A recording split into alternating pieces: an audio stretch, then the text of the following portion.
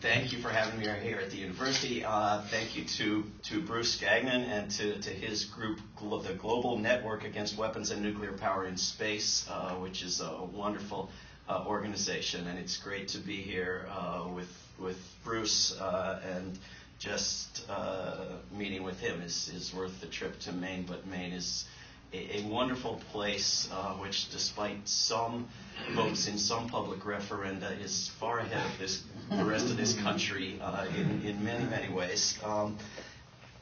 The items on our agenda and in our public referenda and on our news shows leave some important things out.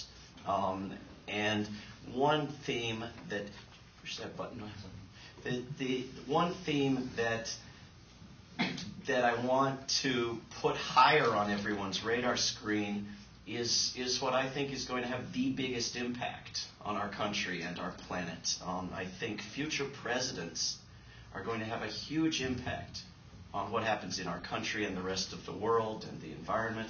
And I think how future presidents behave is going to be determined above all by how they are permitted to behave, what they're allowed to do, what they're not allowed to do.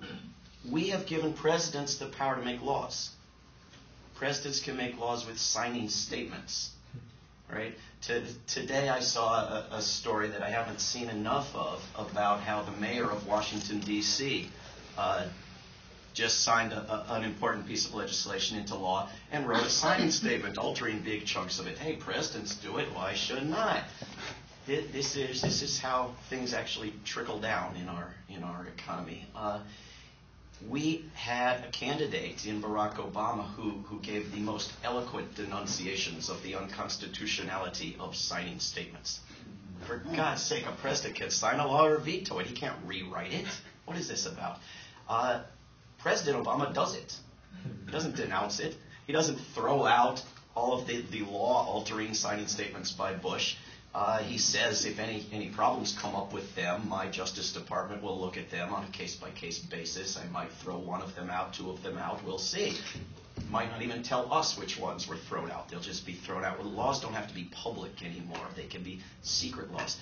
So you never know. But he writes his own. Not as many, not as egregious, but the same style, the same procedure, firmly fixing in place that future presidents can do this. So now the next president will pick which of Bush's laws and which of Obama's laws to keep and which ones to throw out. Right? This is exactly what John Adams didn't want when he said we're going to have a nation of laws instead of a nation of men. Maybe men and women, who knows, but not laws. We have laws made by executive order without even the pretense of having the Congress first pass the law and then alter it. Huge policy decisions simply declared by executive order, including banning torture, which of course was illegal. Was illegal throughout the whole charade of the past several years of should Congress ban it? Can Bush put it back in with a signing statement? Should Congress then, of course, ban it yet again, but with an exception for the CIA? No, it was illegal through that whole charade for everyone in all instances in the U.S. Code of Law. And so an executive order banning it actually makes it less of a law, actually makes it a policy choice. Right, so that you now have Leon Panetta and David Axelrod saying, well, the president can torture. He's just choosing not to right now. So you want to end torture. You don't enforce our laws. You elect Democrats who might be less likely to torture. That's not a system of laws. It's not an honest election system. It's not a decent, civilized political system in any sense.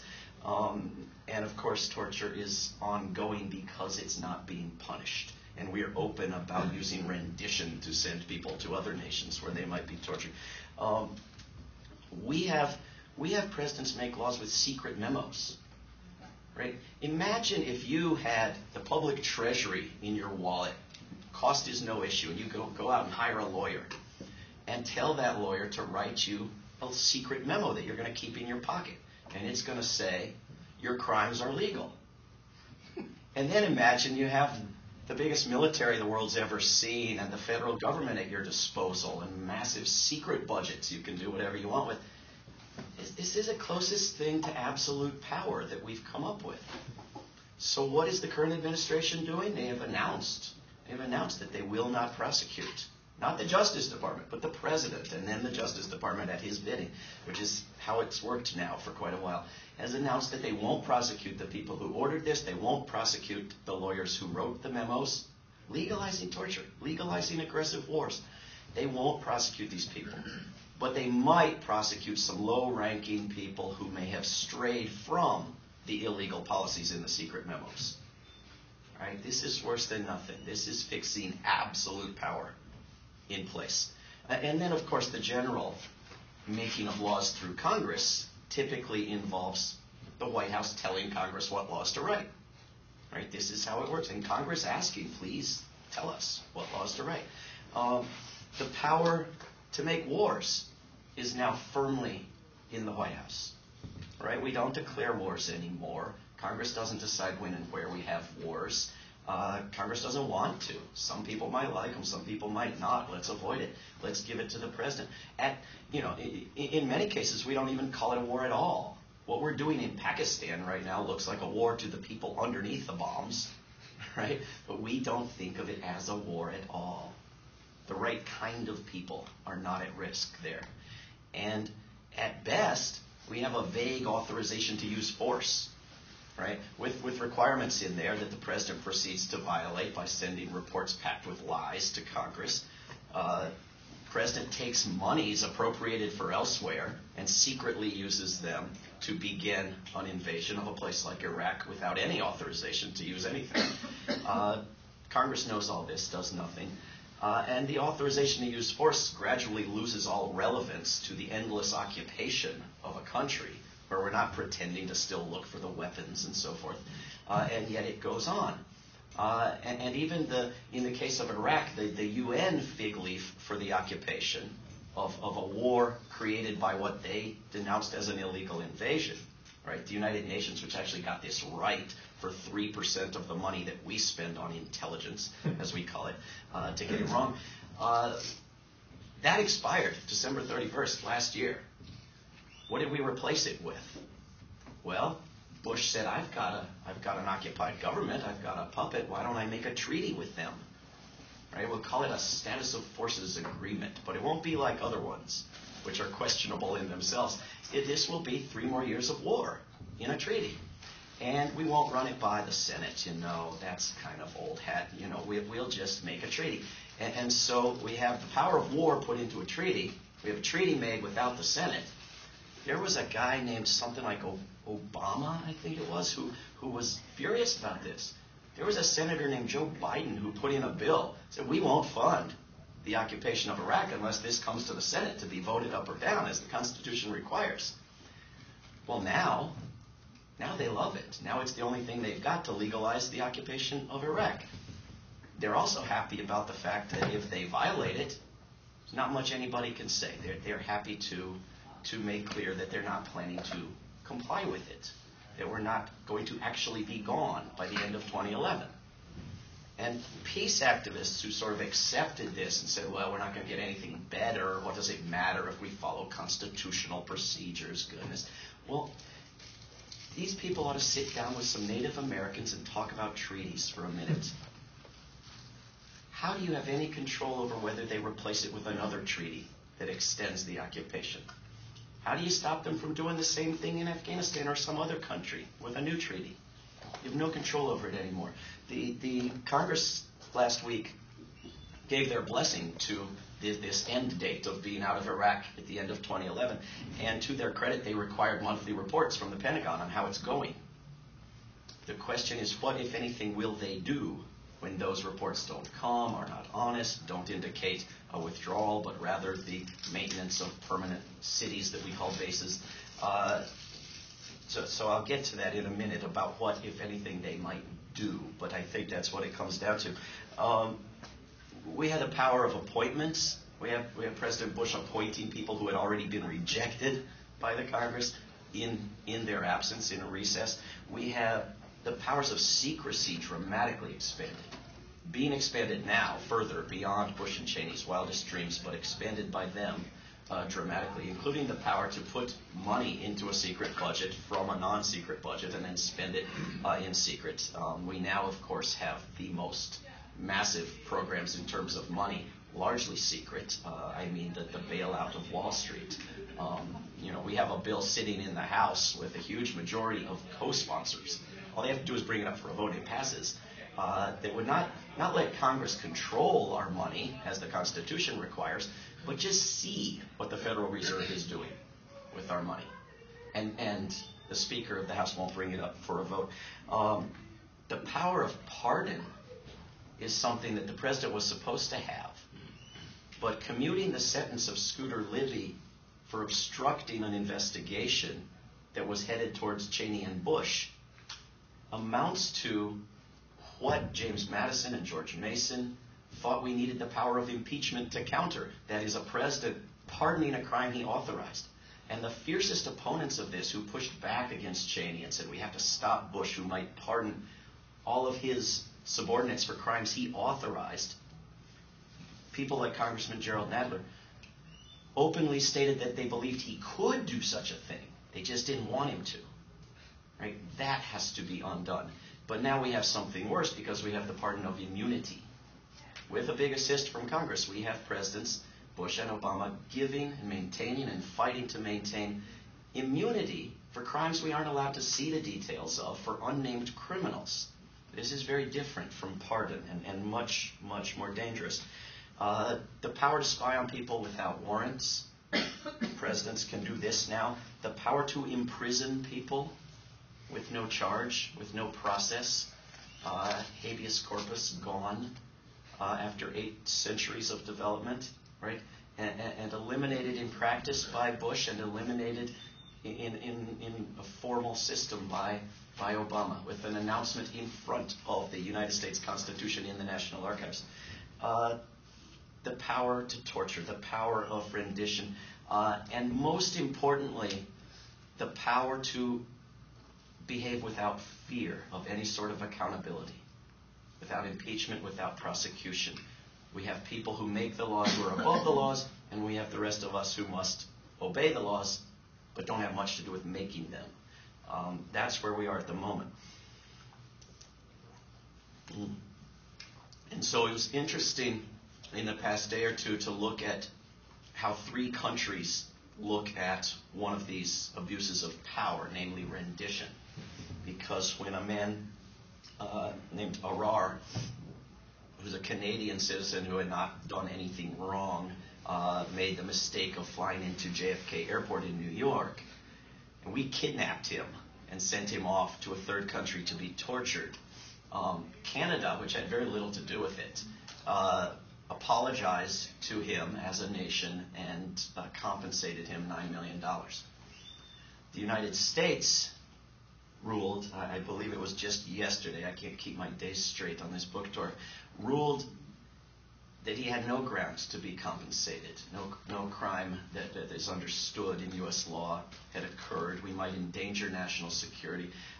Dissenting opinions in this ruling denounced the majority view as abject subservience to the executive branch, as we misleadingly call the most powerful part of our government now. And that the idea seemed to be that if it was kidnapping, then of course it would be a crime. But if it's rendition, then it's not clearly a crime at all. It's something much more mysterious, and so it's by renaming things that we decriminalize them. And the same day, yesterday, in Italy, a wonderful place where I used to live, they convicted 23 U.S. citizens, 22 CIA agents, and 1 member of the United States Air Force for kidnapping a man off the streets of Italy and sending him off to a 3rd country to be tortured. Brutally, brutally tortured. The worst descriptions you've seen in a court of law or anywhere else. So kidnapping is still a crime in some places, but not here.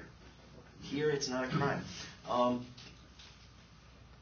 So we have to... we have to undo a lot of laws. We have to pass a lot of new laws. We have to enforce the better laws we've got. And, unless we're going to enforce the Constitution and enforce the laws on our books, there's only very limited value in perfecting our system of laws as they appear on the books. Right? We could imagine amending the Constitution to perfect it. We could imagine passing all kinds of laws and undoing the bad ones. But there wouldn't be much point unless there was enforcement of the laws for everybody, right? Not just for scapegoats and the rest of us. I started this book tour, and someone proposed, you should offer to have a debate with anyone from the right or the middle or anywhere else on whether George W. Bush should be prosecuted for any of his crimes. And so this radio station in Dallas picked up on the idea, and they invited Bush himself, and they invited the governor, and they invited all the congressional delegation, and they invited the heads of the Republican Party, state, local, down to the neighborhood. There was a guy at the American Enterprise Institute who was willing to do it for $100,000. This was the closest we came to actually having a debate, because they would much prefer that it just not be debated. Right? This is the value of media outlets that have much more power over us through what they don't talk about than what they do talk about. And so, I'm planning one of these days, maybe on Sunday in Massachusetts. I'm going to just do a debate with myself and fill in what they would have said. But I was very interested, within the past day or two, of seeing that former President Clinton was going to debate former President W. I think it was at Radio City Music Hall in New York City. And I'm sure they wouldn't have disagreed on very much. And it would have been, a very disturbing thing to people who imagine these two warring camps of the Democrats and the Republicans. And then they canceled it.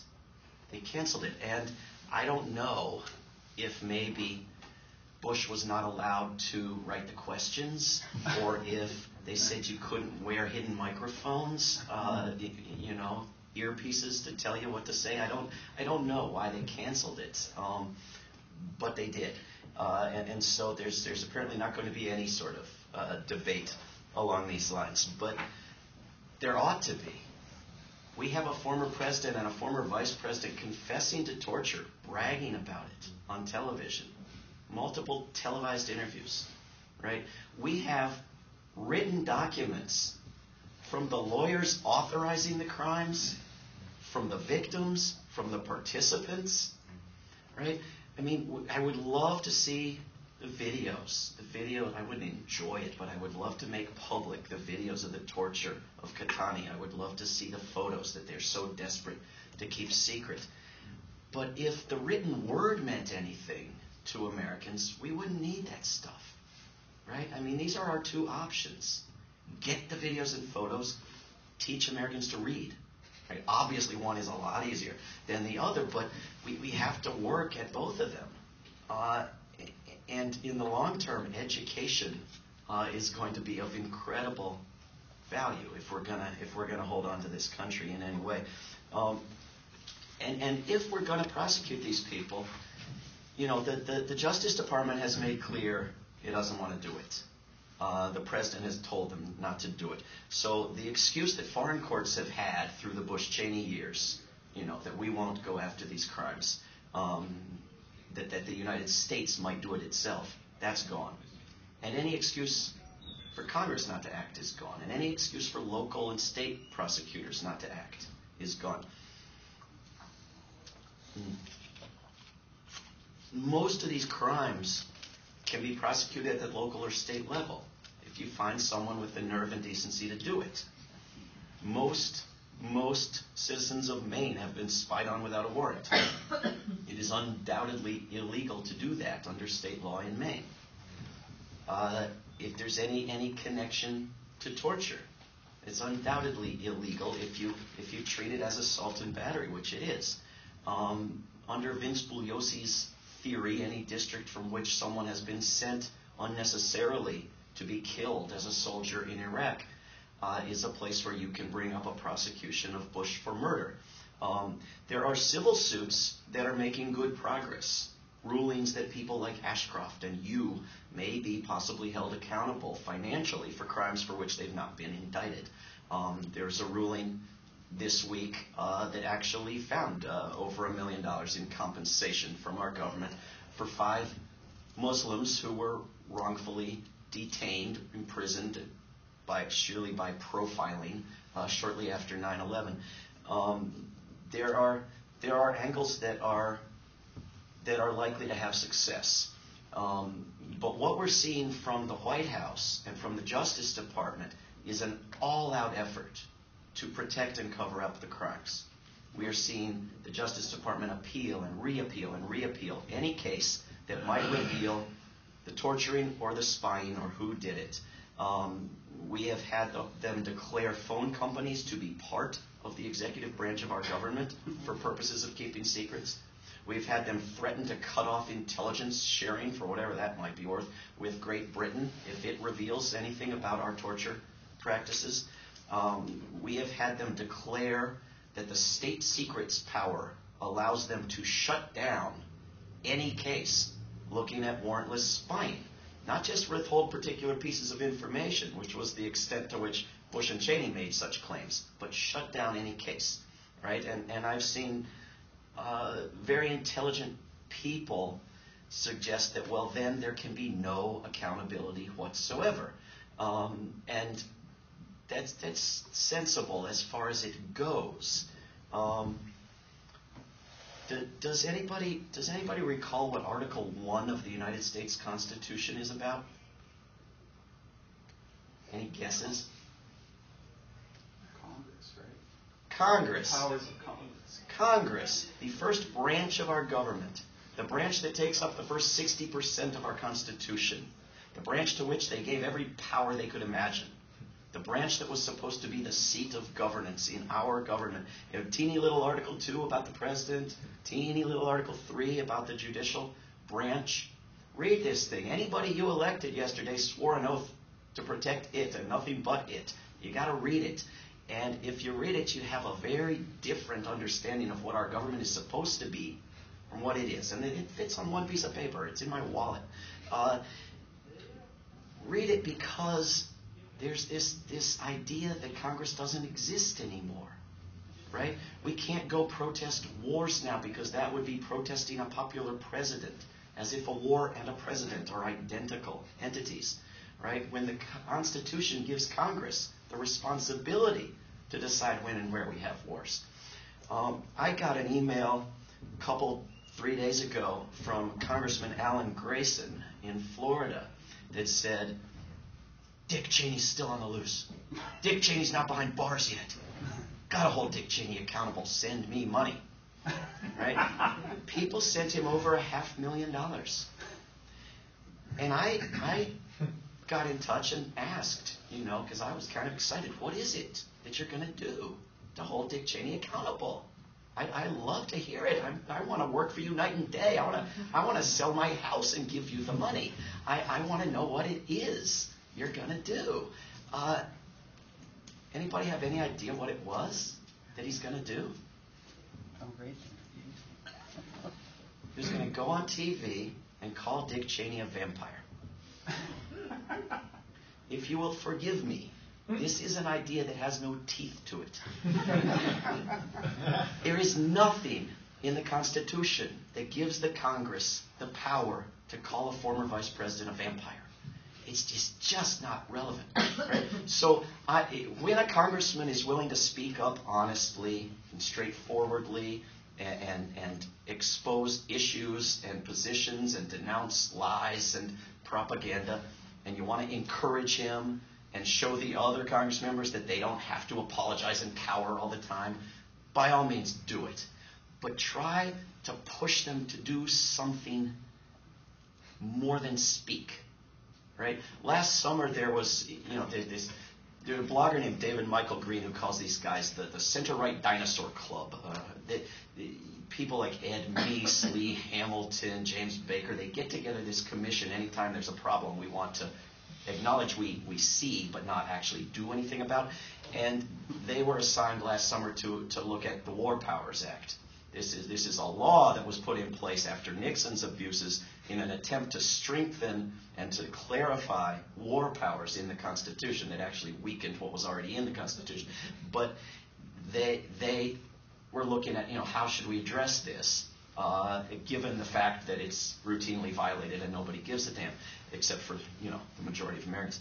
And the proposal they came up with was, let's revise it to require that a president consult with Congress before launching a war. And you can hear all the Congress members clapping, right? This is what they want to be, consultants. They want to talk.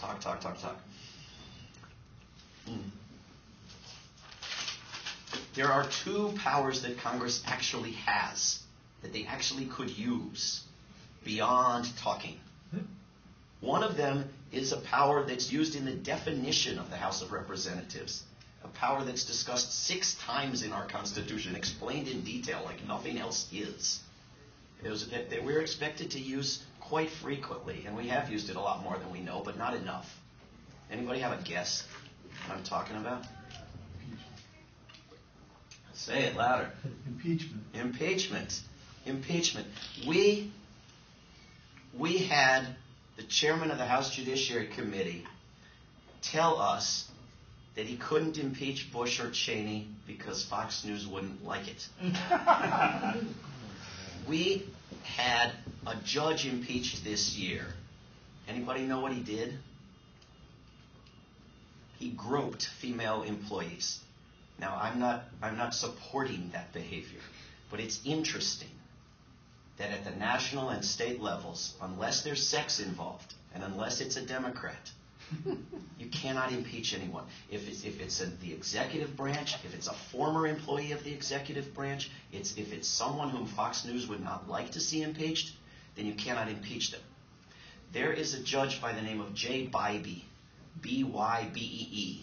Go to impeachbybee.org, impeach B-Y-B-E-E, and read all about him. When some of these torture memos were forced out last April, this past April, you had every human rights group, you had the New York Times, you had all the major media outlets, you had everybody say quite straightforwardly, simply, no beating around the bush, impeach Jay Bybee for God's sake. Right? These are media outlets that wouldn't even notice the fact that their own polling showed a majority of Americans wanting Bush impeached. Right? Wouldn't even take notice of that. That are simply saying outright in editorials, impeach Jay Bybee. Right? This is a man who put his signature at the bottom of secret memos treated as law, legalizing torture, legalizing aggressive wars at the whim of presidents. Right? He did that to get nominated to be a judge for life. And he is a judge for life on the Ninth Circuit in the appeals court, just below the Supreme Court. Senator Patrick Leahy, Senate side, Judiciary Committee chairman, said, Judge, Mr. Bybee, would it inconvenience you in any way? I mean, tell me if I'm out of line, but would it matter? Would you mind coming in and talking to us, United States Senate? You might have heard of it, big white building, Washington, D.C. And Judge Bybee said, go Cheney yourself. And he said, oh, sorry I troubled you. I was just asking. No offense intended. And that was that. The other power that the Congress used to have is called subpoena, right? And if somebody knocks on your door and hands you a subpoena and you tell them to go Cheney themselves, you're going to jail immediately. Last Congress, 2007, 2008, dozens of subpoenas issued. People like Dick Cheney, people like Condoleezza Rice, dozens of top officials in our government who, for the most part, said, I gotta go, I gotta buy shoes that day, I got this golfing thing, just didn't show up. None of those subpoenas have been reissued. To my knowledge, not a single new subpoena has been issued. The 2-year-long pretense of giving a damn by pretending to do something short of impeachment was just that, a charade, a sham, a scam. And the Justice Department didn't enforce the subpoenas. And they took it to court, This year you've had one person partially comply with a subpoena. A guy by the name of Karl Rove. Right? You have the White House's new counsel, Greg Craig, who's reportedly a longtime friend of Karl Rove's, negotiate between the first branch of our government and a common criminal and a Fox News pundit, I'm sorry for the redundancy, partial compliance with a subpoena. No oath, no cameras, no public, lawyers approval, publication of the transcript later with lawyers' approval, and so on. That's it. Otherwise, nobody's been subpoenaed. Now, for the biggest part of U.S. history, committees of Congress enforced their own subpoenas. They called it inherent contempt. They described it as the inherent right to preserve our existence as a body in this government. It's laughable stuff to our eyes. You read these old things where it's like people dueling for their honor. They lock up some guy till he comes and apologizes to the committee and restores the dignity of Congress, which they thought of as having dignity. But at least they cared. 75 years ago, they did, like they did with the War Powers Act. They try to legislate something, pass it off to another branch, make it stronger, and they make it weaker. Well, they legislated contempt citations. They made it a statute.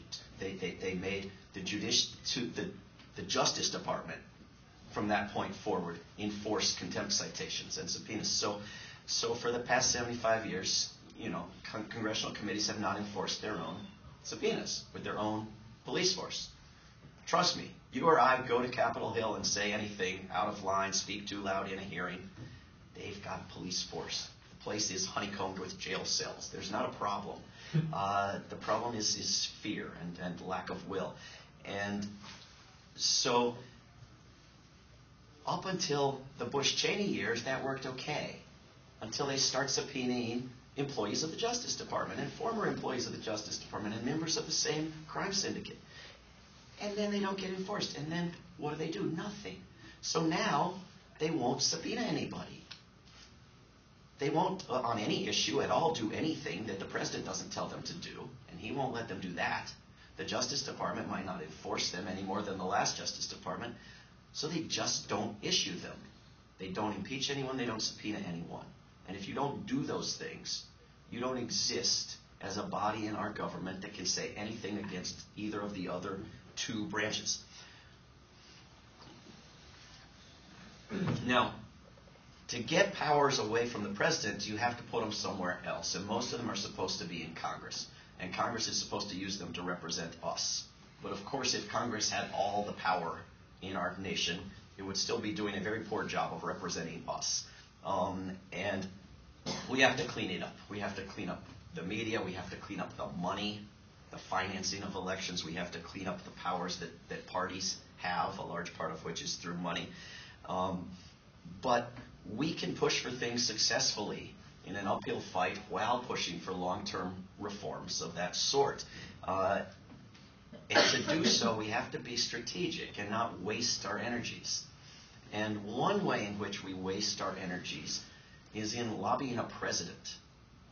How many peace and justice groups are telling you to call the White House and lobby the president?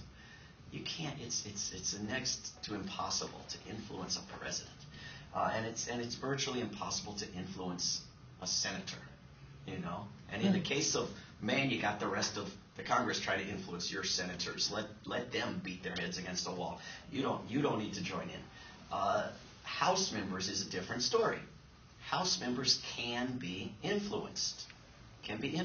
You can lobby them successfully. If you're strategic and aggressive and persistent and smart, you can do it. You can also work with good media outlets, build good media outlets. You can resist things like wars and empire directly. But in the House, you've got 2 Congress members here in Maine who were among 32 Congress members in the country who in June voted against war funding when it mattered. Right? You remember we had 51. We only have 51 Congress members who will even pretend to care about public opinion on anything. They voted no on the war money, and then it went to the Senate, and they put in the IMF thing, and it came back to the House, and all the Republicans are going to vote no. And now if 39 out of 51 do it when it counts, it fails. Well, we needed 39. We got 32. And 2 of those 32 represent Maine. We have to go after them. And we have to say, voting the right way is admirable. You're in a tiny little minority of Congress members who vote the right way. We appreciate it. We want to reward you for that. But we want you to actually try to end the wars, not just vote the right way. And that means doing something more. Because I know a lot of people who are working night and day, going without sleep, ruining their family relationships, bankrupting themselves, going on starvation fasts to end these wars.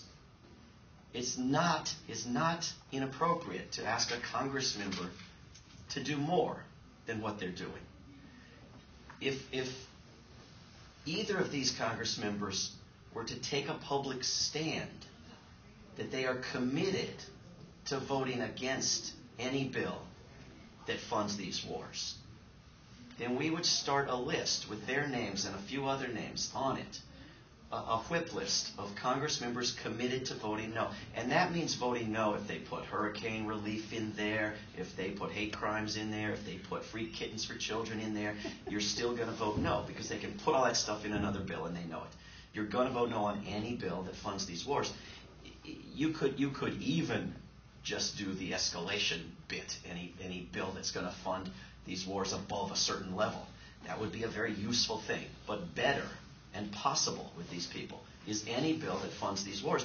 And then urge their colleagues. They have to whip their colleagues. They have to go after their chairmen and their leaders and push them to sign on to the list. This is the only useful thing, right? Signing on to a bill to demand an exit plan, any exit plan, is a nice sentiment, and it builds a list of target members to try to get to sign on to a real list. But, you pass that through the House. You have to pass it through the Senate and get the president to sign it. It's crazy. Or a bill to say we shall not fund an escalation in Afghanistan. Same thing, assuming you pass it, you'd have to pass it through the Senate and get the president to sign it. Insanity. It is much, much more likely, although an uphill fight, but one we can win, to get the House to block bad bills, right? On any issue, this is what we need. We need them to block bad health care bills. We need them to block war funding bills. We need them to subpoena and impeach people. We don't need the Senate. We don't need the president. We can't influence them anyway. So see if you can get these Congress members to make solid commitments like that. We don't care what's in their hearts. We don't care how accessible they are. We care whether they make commitments to things where you can go back and say, did they do it, yes or no? And whether they try to get their colleagues on board, right? So call them, meet with them, talk to them face to face in their offices, here and in D.C. and at public events and at their homes and anywhere they show up, and email and fax and phone call, and go to their offices and bring polling of their district, where people stand, and sit there and do not leave, and bring the media. Sit there this week and cough a lot. And do not leave. I mean, if you're scared, get training how to refrain from slapping a police officer and so forth. Talk to a lawyer. Talk to a Lawyers Guild lawyer. I think there's one running for governor around here somewhere. Talk to people who can advise you, but it's not scary. It's not traumatic. It's not dangerous. Put some pressure on these people. This is life and death. And work through good organizations when you do these things. I know you've got them, but there are many organizations across the political spectrum that to one degree or another reverse democracy and go to the White House and go to the leadership in Congress and say, what should we rally our members to ask you to do. So you get the ask first, and then you go use people as props to make some other party look bad, rather than ask your members what they want and take that to Washington.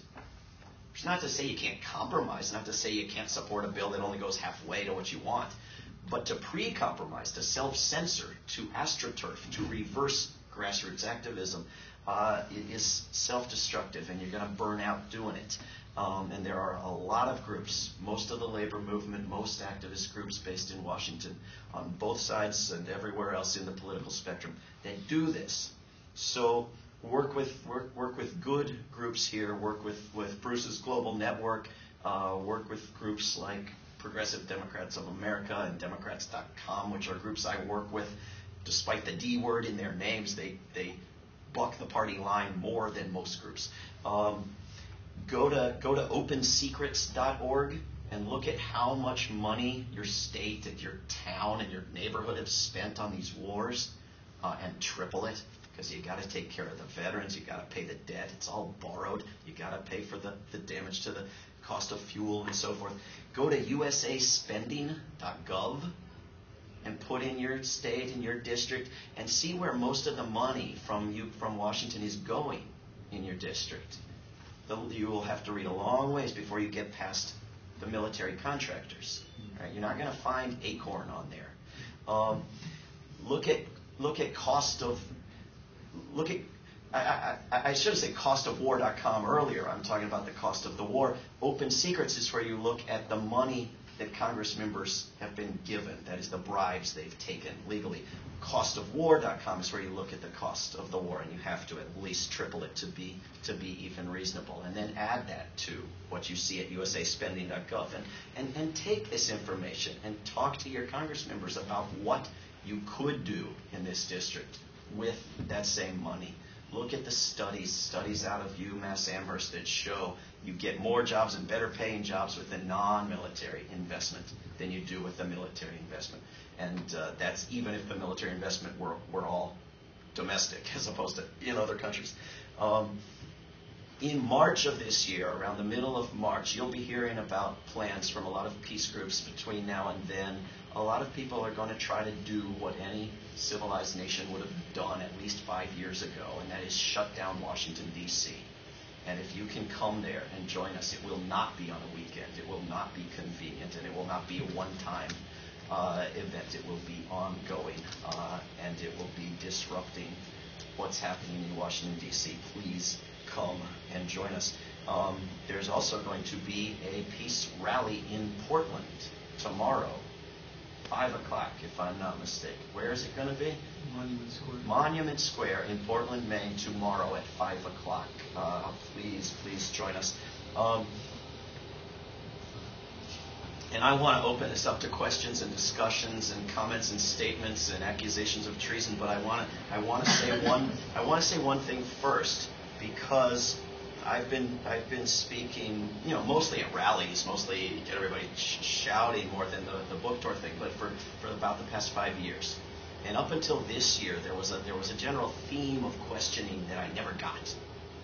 And this year, I have yet to do a single event where I don't get it, even when I preemptively answer it, as I'm about to do, and urge people to have the moral decency not to ask it. They still do. If it doesn't happen here, it will be a first. I'm not betting on it. And the question is, essentially, why don't we all kill ourselves? What's the point? How do you stay happy? Why bother? We've been trying since before you were born. We know it doesn't work. You can't go up against these kinds of powers. If you did, you'd be assassinated. What's the point? Why try anymore? And this is from the people who show up at the events. You can imagine what the people who stay home are thinking, right? And, part of that has to come out of just the accumulation of working on things very hard for years and not necessarily succeeding completely. And people burn out and have to take a break, but it wouldn't be such a dramatic change in one particular year unless there was some other factor. And I think it has to have something to do with this bizarre idea that last year's election was going to dramatically change things, and then is sitting on our hands like good subservient subjects of a dictatorship waiting for it to take place, and then being disappointed when it didn't, you know. And so I have to strongly urge the idea of understanding that next time we should skip that whole cycle, right? Completely, not just mostly, completely skip it. Elections alone have never done anything, never will. If they did, they'd be banned. We actually had an election. We did not have a coup. The previous 4 years before, 8 years before, we had coups. But when you have an election, you have to get out there and tell them how to represent you. That is the respectful thing to do, right? You stayed home one day. You got Rahm Emanuel in the White House. You cannot do that, and you cannot fantasize about an election alone changing anything. It's sheer insanity. And so if you avoid that, then you avoid the subsequent disappointment, which is not to say that if we had been more active and we hadn't defunded all the peace and justice groups last November, we would have paradise now. But we would be in better shape, and we would be smarter and wiser.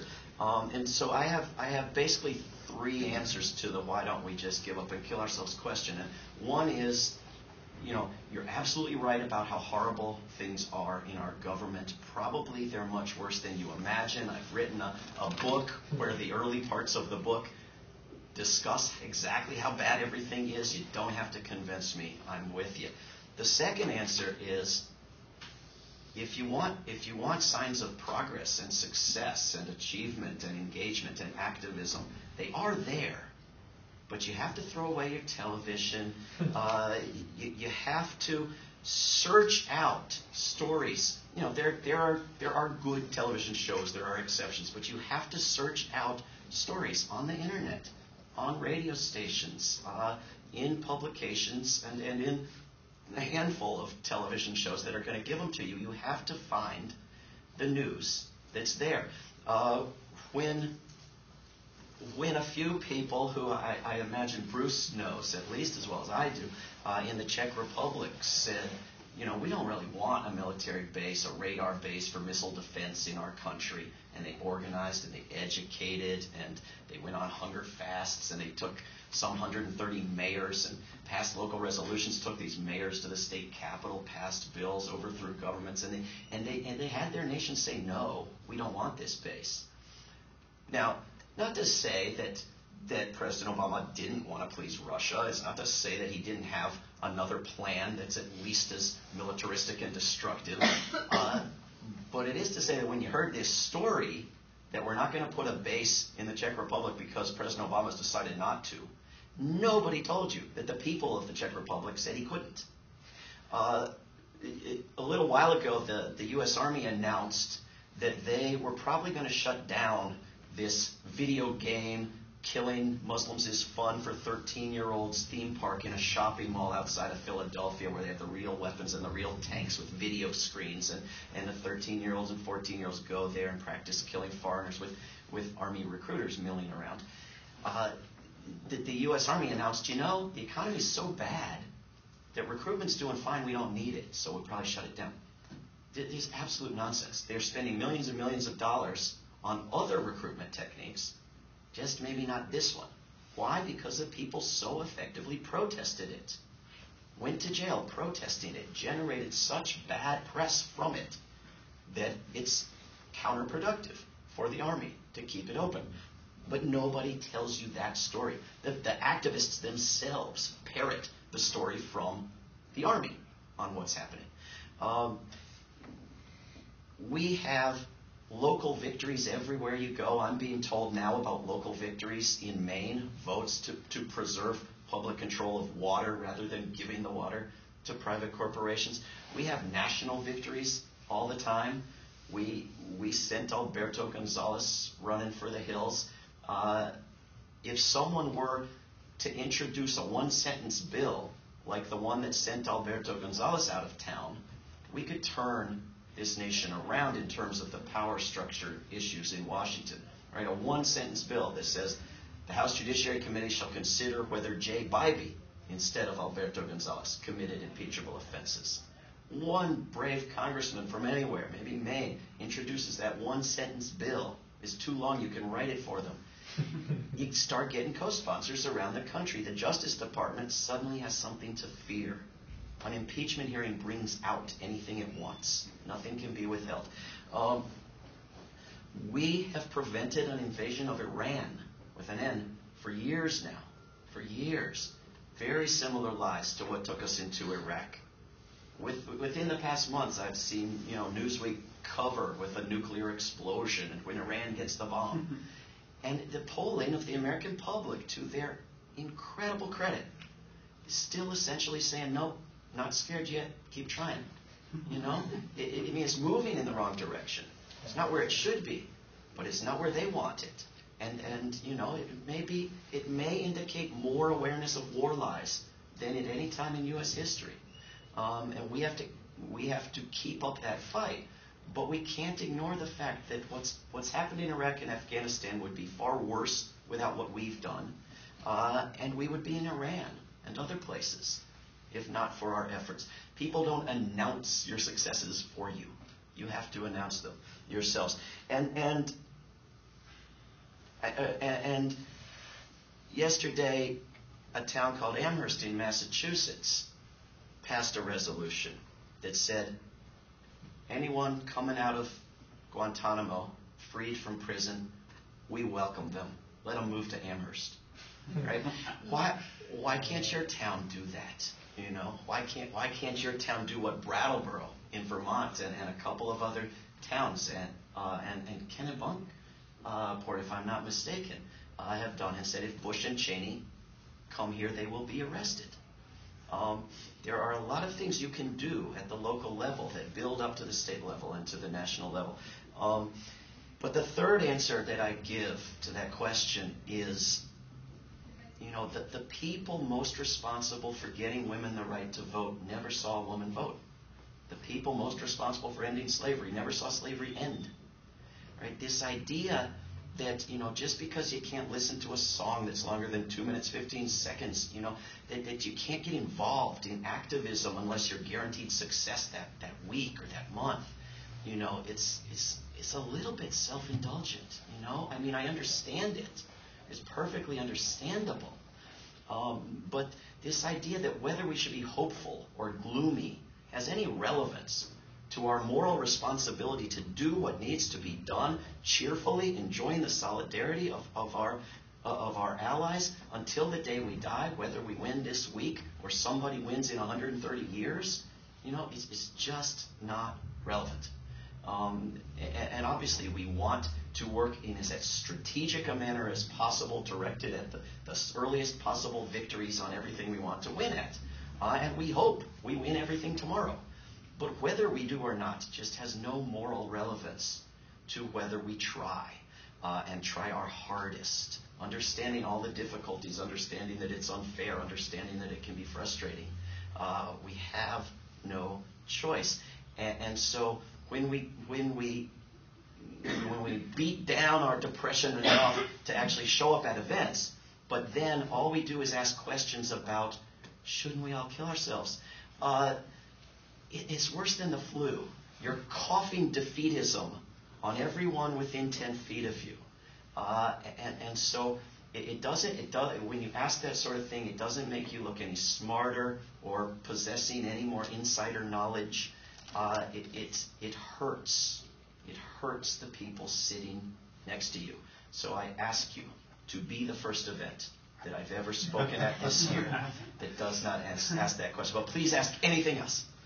Thank you.